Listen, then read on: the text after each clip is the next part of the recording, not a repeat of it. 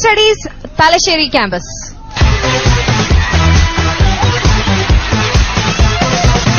Welcome മോഹ്സീന.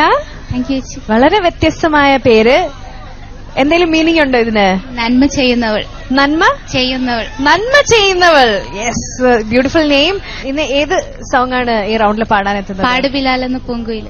Okay, നന്നായി പാടാൻ സാധിക്കും.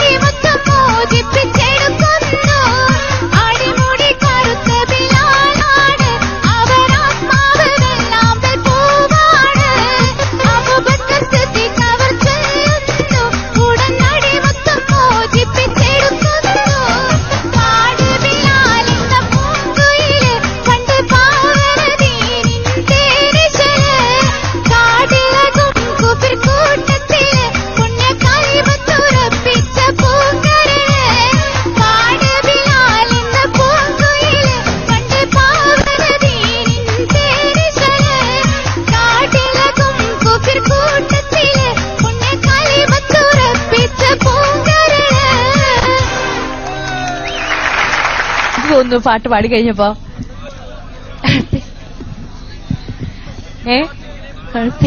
കുഴപ്പമില്ലായിരുന്നു. നമുക്ക് ജഡ്ജസിനോട് തന്നെ ചോദിക്കാം. രേവനത്ത, പിച്ച് ഹൈ ആയിട്ട് തോന്നിയില്ലേ? വളരെ അല്ലേ? ഇത് മൈക്കിൽ സൗണ്ട് കേൾക്കാൻ പറ്റുന്നില്ലായിരുന്നു. മൈക്കിൽ സൗണ്ട് കേൾക്കാൻ പറ്റുന്നില്ല. പിച്ച് കൂടുതലായോണ്ട് വോയിസ് കേട്ടില്ലെന്നോ പാടാൻ? എനിക്ക് മനസ്സിലായില്ല. ട്രാക്ക് കേട്ടില്ല. പിച്ച് കൂടുതലായോണ്ട് എനിക്ക് സ്ട്രെയിൻ ആയിട്ട് തോന്നി. പാടി ബിലാൽ എന്ന പൂങ്കുയില് പണ്ട് പാവനദീനിൻ തേനിശല് ഹാലിലകും കുഫിർ കൂട്ടത്തില് പുണ്യകലിമത്തുറപ്പിച്ച പൂങ്കരള്. ഇതാണ് ഇതിന്റെ പിച്ച്. ഈ പിച്ച് ഒരുപാട് തവണ പ്രാക്ടീസ് ചെയ്തോ? ഇല്ല, കുറച്ച് പ്രാക്ടീസ് ചെയ്തു. കാരണം എന്താണെന്നറിയോ, ഞാൻ പറയാൻ കാരണം ഈ പിച്ചിൽ ഇങ്ങനെ ഒരുപാട് തവണ അപ്പൊ ഒക്കെ ഈ ഹൈ പോവല്ലേ, അപ്പൊ വോയിസിന് ശരിക്ക് സ്ട്രെയിൻ ആവും. ഇവിടെയും അവസാനമൊക്കെ ആയപ്പോഴേക്കും അങ്ങനെ സ്ട്രെയിൻ ആയി. വേറൊരു പാട്ട് 4 വരി പാടോ? വിണ്ണിലിന്ദേകനായി മണ്ണിനെ പോറ്റുന്ന തമ്പുരാനെ നീ, മണ്ണിൽ ഞാൻ ചെയ്തുള്ള പാപങ്ങളെല്ലാം പൊറുത്തിടേണേ നീ. വോയിസിൽ തന്നെ ഹൈ ഉള്ള വോയിസ് ആണല്ലേ. കുറച്ചൊരു താഴ്ത്തി ഒന്ന് പാടാൻ പറ്റുമോ? ഇപ്പൊ തന്നെ പാടി ബിലാൽ തന്നെ എടുക്കാം. പാടി ബിലാൽ എന്ന പൂങ്കുയില് പണ്ട് പാവന ഒന്ന് പാടി.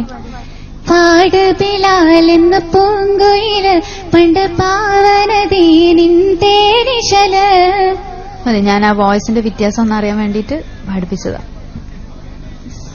അപ്പൊ ശ്രദ്ധിക്കുക, ഹൈ ഒക്കെ പാടുമ്പം വോയിസിന് സ്ട്രെയിൻ വരാണ്ട് സൂക്ഷിക്കുക കേട്ടോ. 31. Thank you രേവനത്ത. സലിംക്ക, നല്ല അടിപൊളി ഗാനമാണ്. പാടി ബിലാൽ എന്ന പാട്ട് സൂപ്പർ ഹിറ്റ് ഗാനമാണ്. ഒരുപാട് പേര് പാടിയിട്ടില്ല, 2 പേര് ഈ ഗാനം പാടിയിട്ടുണ്ട്. 2 പേരും പ്രശസ്തരായ ഗായകരും ഗായികമാരുമാണ്. ഒന്ന് സീനത്ത് പാടി, അഷ്റഫ് അല്ലെ, അഷ്റഫ് തായിനേരി, അവരൊക്കെ പാടി വെച്ച് വളരെ മനോഹരമായി എല്ലാവരും ഇന്ന് മനസ്സിൽ താലോലിക്കുന്ന ഗാനമായത്. ഇന്നും ഏത് സ്റ്റേജിലും ഈ പാട്ട് പാടിയാൽ ഓഡിയൻസ് സ്വീകരിക്കുന്നുണ്ട്. എത്രയോ വർഷങ്ങൾ പഴക്കമുള്ള ഗാനങ്ങളായത്. അത് മോളിൽ നിന്ന് പാടിയത് ട്രാക്ക് വെച്ച് പാടുന്നുണ്ട്. പിച്ച് ആ ഹൈയിലാണ് വരുന്നത്. അവസാനം എത്ര സ്റ്റാൻസ് ഉണ്ട്? 1, 2, 3, 4 സ്റ്റാൻസ് ഉണ്ട്. അവസാനത്തേക്ക് എത്തുമ്പോൾ മോള് തളർന്നു പോയി. എന്തായാലും കുറച്ച് തടിയും ആരോഗ്യമൊക്കെ ഉണ്ടെങ്കിലും പ്രശ്നമില്ലായിരുന്നു അല്ലേ? കേൾക്കാൻ പറ്റുന്നില്ല. അവസാനം എത്തുമ്പോഴൊക്കെ ഷൈയായി വരുന്നുണ്ടായിരുന്നു. ശ്രുതിന്ന് പോയിട്ടില്ല, ശ്രുതിന്ന് പോകൂല എന്നുള്ള സ്ഥിതിയിലെത്തി. ഹൈ റേഞ്ചിലുള്ള ഒരു പാട്ടായതുകൊണ്ടാണ്. ഇപ്പം റഹന നിന്നെ 2ാമത് പാടിപ്പിച്ചപ്പോഴും ഹൈയിൽ പാടാൻ പറ്റിയ ഒരു ശബ്ദം, ഹൈയിൽ നന്നായി പാടാൻ പറ്റുന്നുണ്ട്.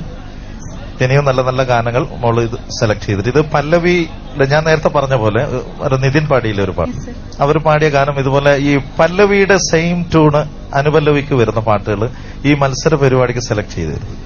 കാരണം പല്ലവി കഴിഞ്ഞാൽ അനുപല്ലവി വേറെ സ്റ്റൈലാണല്ലോ. നമ്മളെല്ലാ ഗാനങ്ങളും 100% ഗാനങ്ങൾ എടുത്ത് പരിശോധിക്കുകയാണെങ്കിൽ പല്ലവി ഒരു ട്യൂൺ, അനുപല്ലവി വേറൊരു ട്യൂൺ.